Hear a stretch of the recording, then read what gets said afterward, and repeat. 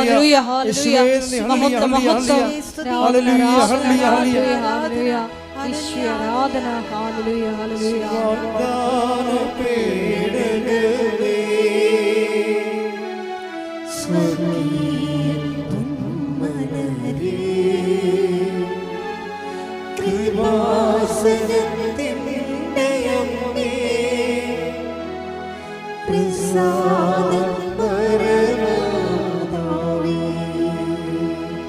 പരിശുദ്ധ പരമ ദിവ്യകാരുണ്യത്തിന് നേരവും ആരാധനയും സ്തുതിയും പുകഴ്ചയും ഉണ്ടായിരിക്കട്ടെ. പരിശുദ്ധ പരമ ദിവ്യകാരുണ്യത്തിന് നേരവും ആരാധനയും സ്തുതിയും പുകഴ്ചയും ഉണ്ടായിരിക്കട്ടെ. പത്രോസിന്റെ ക്രിസ്തുവിലേക്കുള്ള ദൂരത്തില് ഒരു ട്രാൻസിഷൻ എന്താണ്, ഒരു പെട്ടെന്നുള്ളൊരു ഷിഫ്റ്റിംഗ് വരുന്നുണ്ട്.